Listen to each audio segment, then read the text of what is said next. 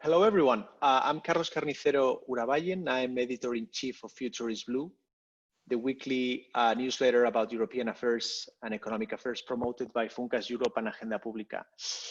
Today, I'm joined by two great experts, Eulalia Rubio, Senior Research Fellow at Jacques Delors in Paris, and Jacques Delors Institute in Paris, and Nguyen, who's a policy fellow for EU institutions and democracy at the Jacques Delors Center in Berlin.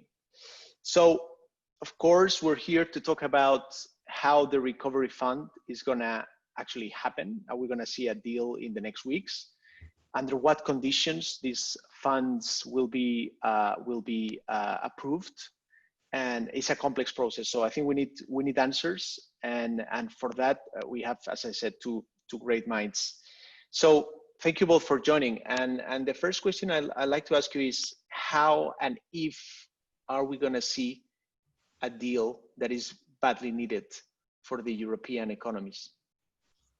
Who wants to start? Eulalia, do you want to take the floor first? Yeah, I can give you my view of the things. I think we will have, it's probable, and I hope we will have a deal at the European Council by the summer.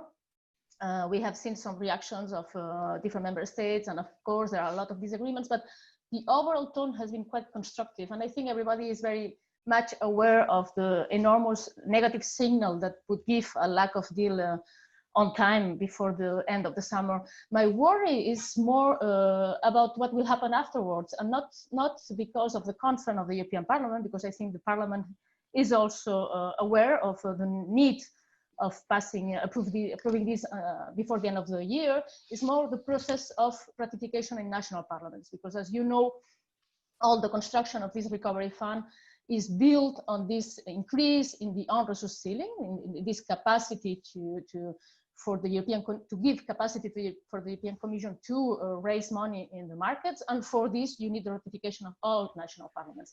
And we know that, and it's not only the 27 national parliaments, because in some countries we need also the regional parliaments to give the ratification. And we know by the past that these type of procedures are very, very risky at the European level, and it might always derail. There might always be one parliament giving the no.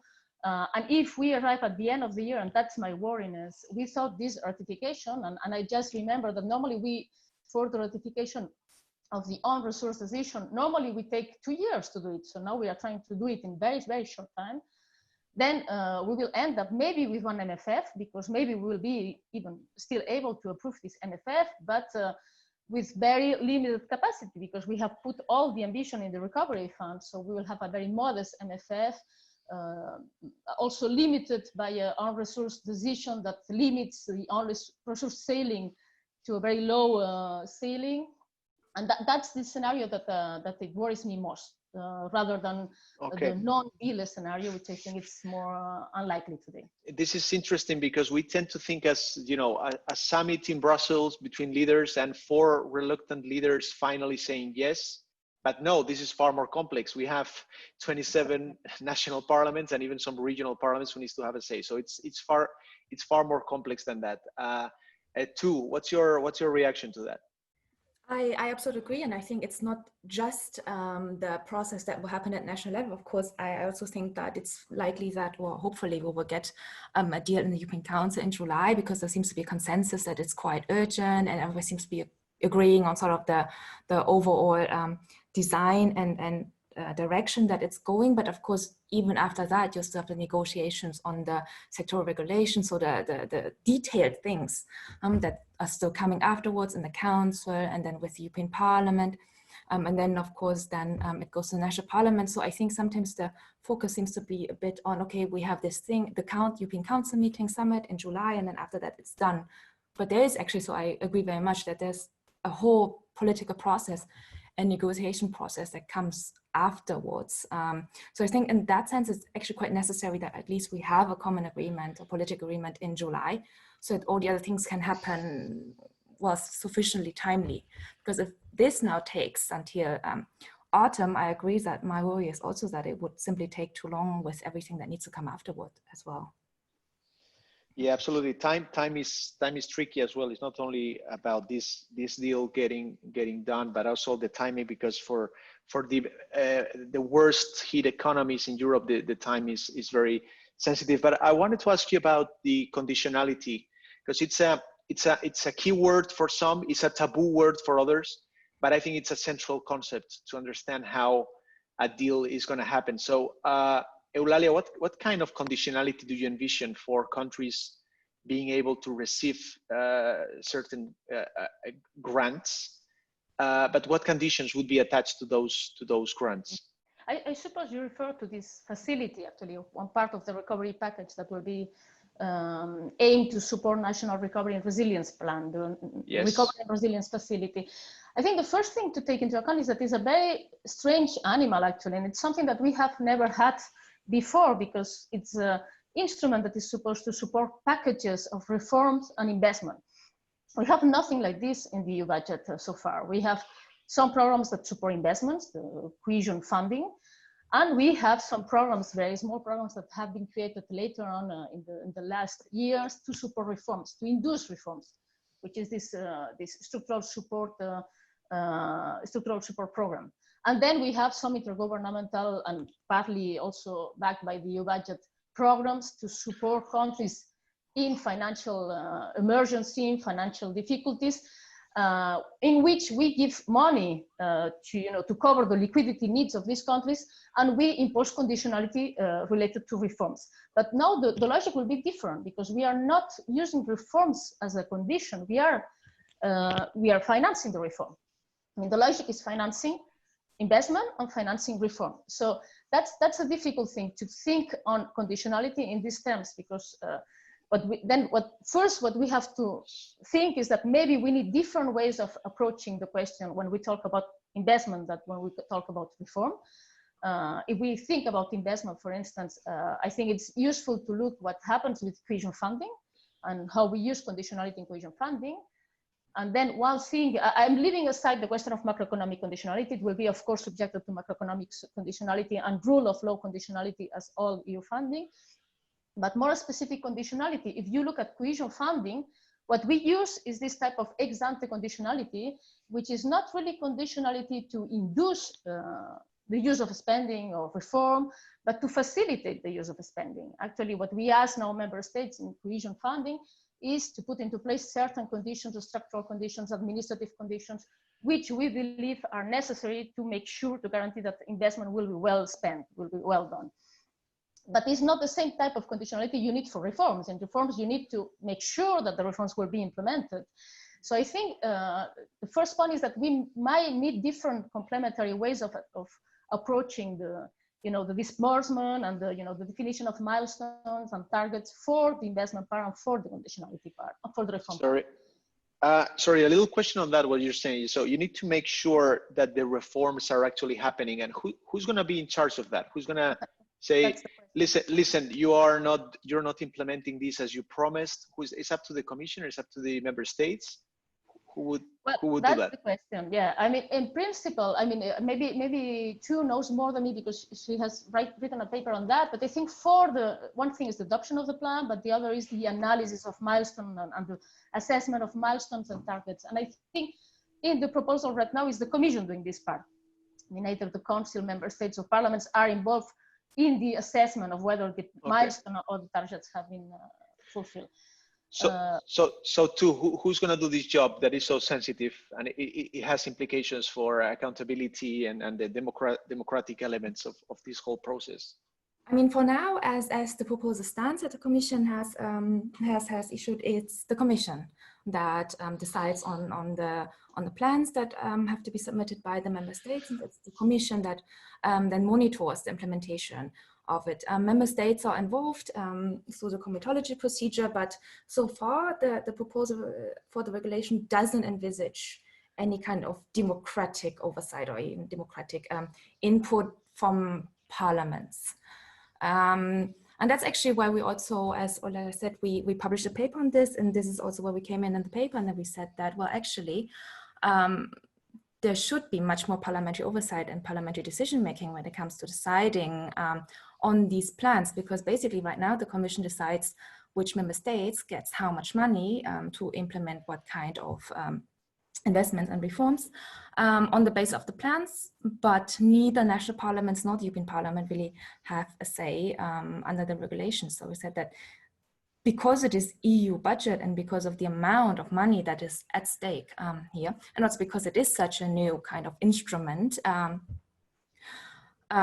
we think that it is actually quite necessary to involve the European Parliament and to give the European Parliament a say also in it, to have a sort of democratic legitimacy and oversight in the decision making.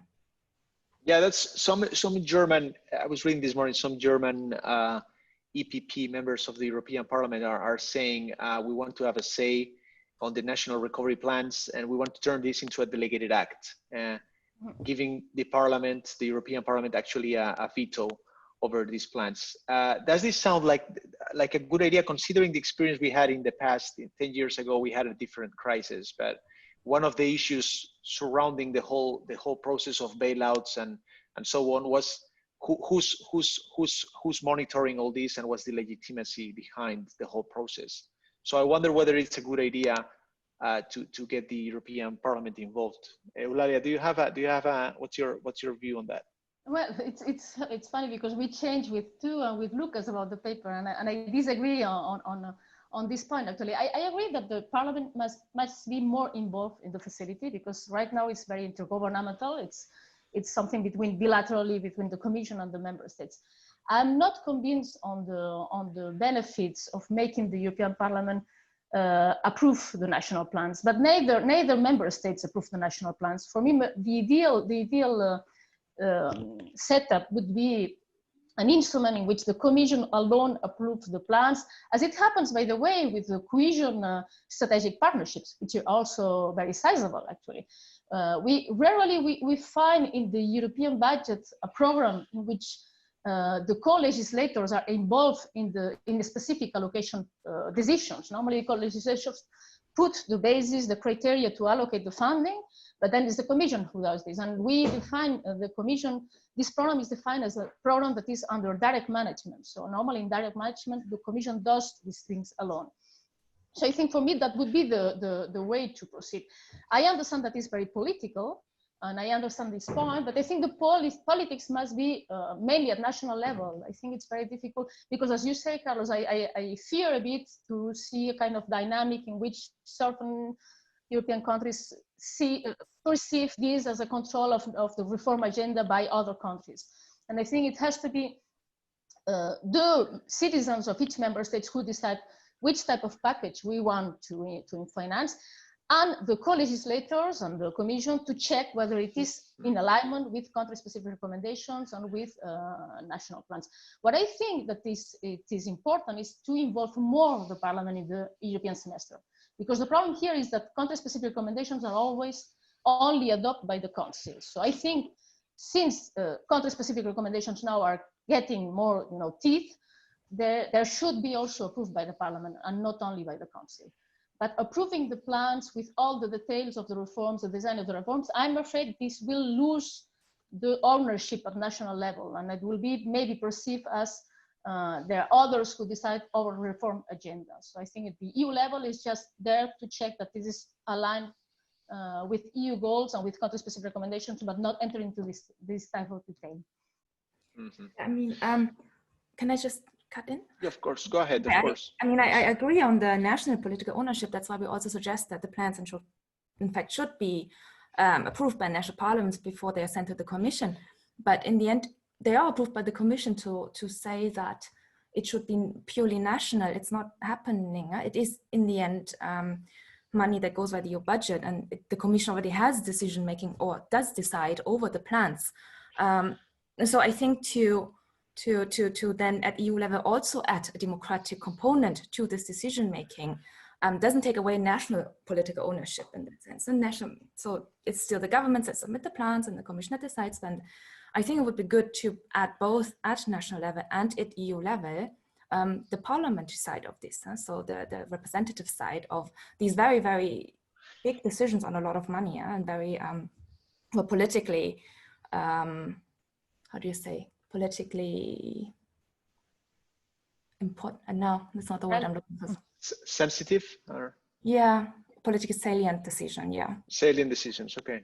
It's true that I mean, I agree with too, in that country-specific recommendations are very, very vague today, very vaguely formulated, and the criteria in the facility to allocate money to assess the plans are really general. But I think there you can also do more. I mean, you can try to concretize more the criteria, and the Parliament should ask for this also, to be more concrete on the criteria to assess national plans, and maybe to concretize more country-specific recommendations into specific guidelines for investment and reforms, but not entering into the definition of the plan with the milestones, targets, specific investment projects to be financed, at what cost.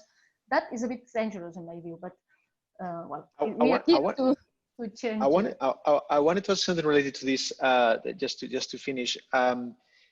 So let's project ourselves in a bit into the future, and hopefully we get a deal, and there are important funds that they're gonna help the economies to recover.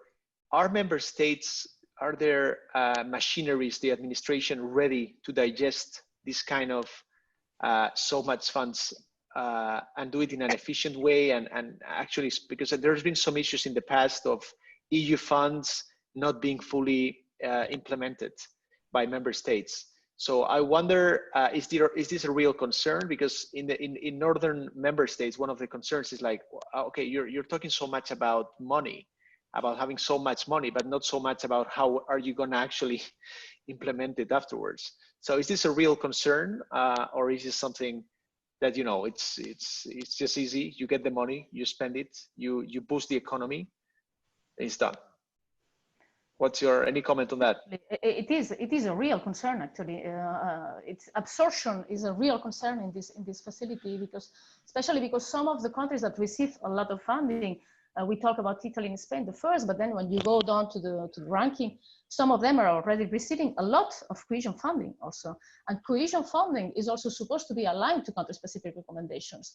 So it's difficult to imagine that they will have the capacity to find enough projects and investment programs to spend such a big amount of money. And in this sense, I think they will need a lot of administrative support from the Commission, trying to find big programs that are ready and easily scalable, and that you can, you know, for instance, everybody talks about energy efficiency in buildings, these kind of things, or, you know, support for SMEs, these kind of things that you can really scale up, and you can put a lot of money, and that has a very immediate short-term impact. To a final comment on that? I think I would fully agree on this, actually. With Eulalia? All right. Okay, great. Thank you both. I think we've proved that this is a long process. It's so complex. It's not about a deal being agreed about 27 leaders in Brussels one long night. This is far more complex than that. And I think we touched on very key elements that we're gonna see in the news in the next weeks and months. So thank you both. We'll be in touch, and I think I want to thank you. It was great having you. All right. Thank you. Thank you for the invite. Bye. Bye. Okay. Bye-bye.